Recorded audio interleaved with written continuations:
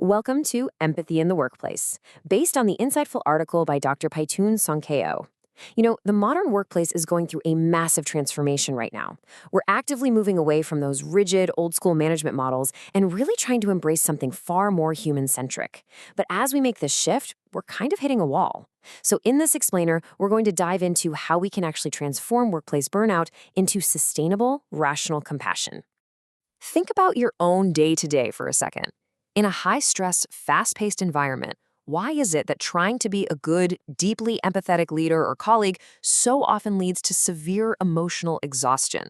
You care, you listen, you really try to put yourself in their shoes, and yet you end up feeling completely drained. Organizations are rushing to embrace empathy, but they're colliding head-on with a lack of boundaries and this overwhelming sense of fatigue. To figure out why this is happening, we're going to look at 5 areas today. First, the empathy paradox. Second, the mental architecture. Third, the emotional blueprint. Fourth, the social architecture. And finally, practical workplace applications. Okay, let's jump right into section 1, the empathy paradox, the dark side of workplace empathy. Historically, corporate culture leaned heavily on sympathy. That basically means feeling sorry for someone from a safe, comfortable distance, which honestly just creates an emotional hierarchy and makes people feel alienated. Empathy is our modern shift, stepping into someone's shoes without judgment. But here is the unexpected pitfall. This deeply human-centric approach actually has a dark side. Psychologists break empathy down into 3 distinct categories. We have cognitive empathy, which is understanding a perspective intellectually. Then we have emotional empathy, which is literally feeling the emotions of another person. And finally, compassionate empathy, where you understand, you feel, but you also have the drive to take constructive action.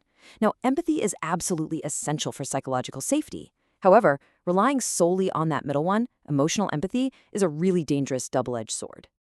Brain imaging studies led by neuroscientist Tanya Singer reveal something totally startling. When we experience raw emotional empathy, we literally absorb our team's distress. This physically activates the pain networks in our own brains, leading to what we mistakenly call compassion fatigue, but really it's empathy fatigue. On the flip side, rational compassion activates our brain's reward centers. It actually promotes resilience and collaboration. And this brings us to a really crucial realization. Empathy is merely the alarm bell. Compassion is the strategic response. Think about it. We have to stop wallowing in the sound of the alarm bell. If you just sit there feeling everyone's pain, you are absolutely going to burn out. We need to acknowledge the alarm and then step forward to execute a strategic, compassionate response. Moving on to section 2, the mental architecture, Yoniso Manasikara. To actually make that strategic response possible, Western psychology is increasingly turning to Eastern philosophy. Let's look at this structural framework for the mind, starting with the foundational mental filter. In Buddhist philosophy, this is called Yoniso Manasikara. It translates to wise reflection or applying the mind skillfully. In a business context, this is your ability to trace the absolute root cause of a crisis. When things go wrong, an empathetic leader can so easily get hijacked by the collective panic of the team, but applying this systematic thinking acts as a filter. You separate objective facts from subjective emotional reactions, making sure that your empathy leads to rational problem solving rather than just shared anxiety. Which leads us to section 3, the emotional blueprint, Brahmavihara 4. Once you have that mental filter firmly in place, you need an emotional blueprint. This is where we upgrade standard, everyday empathy into a supreme state of emotional intelligence. This blueprint is known as Brahmavihara 4, or the 4 immeasurables. First up is metta, or loving kindness. This is your baseline of goodwill in the office, fundamentally wishing for your colleagues to succeed, which builds immediate psychological safety. Next is karuna, or compassion. This is the active evolution of empathy. It transforms helpless emotional resonance into constructive action, like providing resources or coaching. Then we have mudita, sympathetic joy. This means genuinely rejoicing in others' success, completely dismantling toxic workplace envy. And finally, we have upekkha, or equanimity. Now, upekkha deserves special attention because it is the crucial missing element in Western empathy models. It is a profound strength and evenness of mind. It isn't coldness or indifference at all. Rather, it's a balanced love that prevents you from over-identifying with a single colleague's crisis. Without equanimity, our compassion easily devolves straight back into burnout. It's the anchor that keeps you grounded. Let's look at section 4, the social architecture. Sangahavatthu 4. So we have our internal thoughts and our emotions structured. Next, we need to look at how we translate these internal states into our external corporate culture and our daily behaviors. These are the 4 principles of social integration. Sangahavatthu 4. Dana means generosity. And we're not just talking about bonuses, but actively sharing your knowledge and sacrificing your time for a colleague. Piyavacha is kind speech, meaning giving feedback that builds someone up rather than tearing them down. Atacharya is beneficial conduct, essentially stepping outside your rigid job description to help the team out during crunch times. And samanatata is equality and consistency. Consistent, approachable leadership reduces hierarchical intimidation, making sure every single voice in the room feels respected. And finally, Section 5, Practical Workplace Applications, integrating ancient wisdom with modern efficiency. So, how do we actually make all of this happen on a Tuesday afternoon at 2 p.m.? Let's look at how this beautiful blend of Eastern philosophy and Western psychology gives us some highly actionable everyday strategies. Empathy and compassion literally cannot exist without listening. To put this into practice, we can look at MIT researcher Otto Scharmer's Theory U methodology. At level 1, downloading, we just listen to confirm what we already know. It's totally passive. Level 2, factual listening, we start noticing new data with an open mind. Level 3 is empathic listening, where we start seeing through the speaker's eyes with an open heart.